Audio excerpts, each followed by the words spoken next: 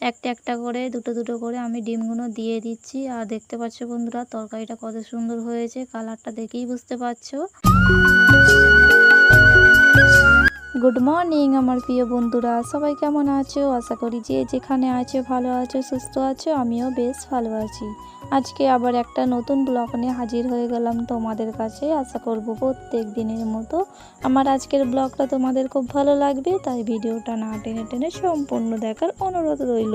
আজকের ব্লগটা আমি রান্না থেকে শুরু করছি। এদিকে আমি 6টা মুরগির ডিম নিয়েছি, নিয়ে আমি তারপরে ধুয়ে নিয়ে এখন ভাতের মধ্যে 6টা ডিম দিয়ে দিচ্ছি। আর এই ডিমগুলো ভালো করে সেদ্ধ হয়ে যাবে, ভাতটাও হয়ে যাবে, এদিকে আমার দুটোই কাজ হয়ে যাবে। তো যাই হোক, আমি 6টা ডিম এখন ভালো করে ভাতেতে দিয়ে দিচ্ছি, দিয়ে এখন আমি ভাতটা আর ডিমটা সেদ্ধ করে নেব। তো যাই হোক, এদিকে আমি সেদ্ধ করে নিয়েছি, আর এদিকে আমি এখন ভালো করে আলুটা ভেজে নিচ্ছি। আলুতে একটু নুন দিয়েছি, তারপরে একটু হলুদ দিয়ে এখন ভালো করে নেড়ে নিচ্ছি। যে সমস্ত বন্ধুরা ভিডিওটা দেখতে দেখতে এই পর্যন্ত চলে এসছো, একটা লাইক দিয়ে দাও। যাই হোক, এখন আমি আলুটা ভালো করে ভেজে নিচ্ছি। আলুটা আমি ভালো করে ভেজে নিচ্ছি কারণ তরকারিটা অনেকটা টেস্টি আসবে। আলু ভেজে রান্না করলে দেখবে তরকারিটা দারুণ খেতে লাগে, কালারটাও দারুণ আসে। সেই জন্যে আমি একটু আলুটা ভালো করে ভেজেই রান্না করি। তো যাই হোক, এদিকে আমি আলুটা ভেজে নিচ্ছি, তারপরে এদিকে আমি ডিমটা ভালো করে আমি ছাড়িয়ে নিয়েছি। আর দেখতে পাচ্ছি বন্ধুরা ডিমটা কতটা ভালো সেদ্ধ হয়েছে, একটুও ভাঙেনি। তো সেই জন্যেই আমি একটু ভাতেতে দিয়ে বেশিক্ষণ ধরে আমি সেদ্ধ করে নিয়েছি। তো যাই হোক, এদিকে দেখো আলুটা লাল লাল হয়ে এসছে, ভালো করে আমি ভেজে নিচ্ছি। এবার আমি আলুগুলো ভালো করে লাবিয়ে নেব, নেবে নিয়ে তারপরে আমি তরকারিটা করে নেব। আর ডিম রান্না তোমাদের কার কার ভালো লাগে আমাকে কমেন্ট করে জানিও। আমাকে কিন্তু ডিম রান্না অনেক ভালো লাগে। আসলে ডিমটা একটু ভালো করে যত্ন করে রান্না করলে খেতে কিন্তু দারুণ লাগে। তো সেই জন্যেই আমি ডিমটা একটু বেশি পছন্দ করি, রান্নাটাও দারুণ করে রান্নাটা করার চেষ্টা করি।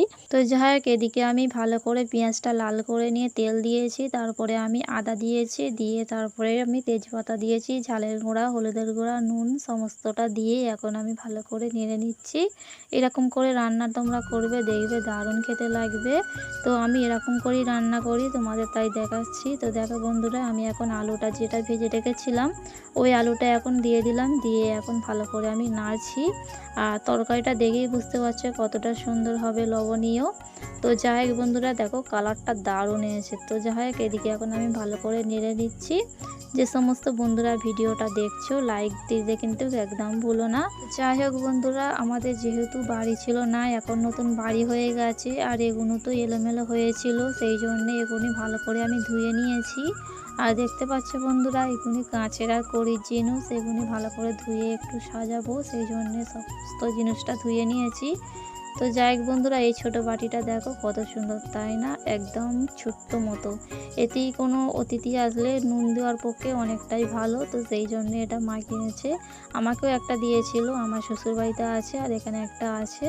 তো যাই হোক বন্ধুরা, বাটিটা কিন্তু আমার দারুণ লেগেছে, সেই জন্য একটু তোমাদের দেখিয়ে দিলাম। তো যাই হোক বন্ধুরা, আর এই দেখো এই চামচগুলো না 6টা চামচ মা কিনেছিল, আমাকে 3টে দিয়েছে আর 3টে মা রেখেছে। আমি 3টে নিয়ে শ্বশুরবাড়ি চলে গিয়েছি, সেখানে আছে, আর এই 3টে এখানে আছে।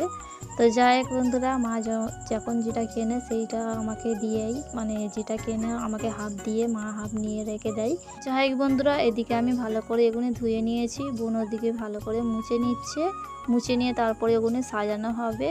আর এই চামচগুলো না দেখতে কিন্তু দারুণ লাগছে, দেখতে পাচ্ছ বন্ধুরা একদম কাঁসার মতো লাগছে, তাই না?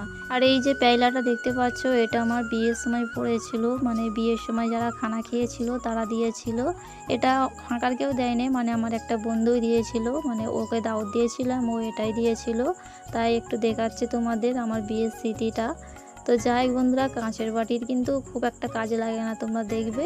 আমরা আসলে যখন তরকারি খাই তখন কিন্তু বড় বড় বলি দরকার হয়, কাঁচের বাটি বড় বড়, কিন্তু কিছু ছোট ছোট বাটিগুলো খুব একটা দরকার হয় না, ওই নুন টুন দেওয়ার পক্ষেই ঠিক আছে। যাই হোক বন্ধুরা, এদিকে কিন্তু ডিম আলুটা ফুটে গেছে, তারপরে আমি এখন ডিমগুলো ভেজে নিয়েছি অফ ক্যামেরায়, তারপরে এখন আমি ডিমগুলো দিয়ে দিচ্ছি। একটা একটা করে দুটো দুটো করে আমি ডিমগুলো দিয়ে দিচ্ছি। আর দেখতে পাচ্ছ বন্ধুরা তরকারিটা কত সুন্দর হয়েছে, কালারটা দেখেই বুঝতে পারছো।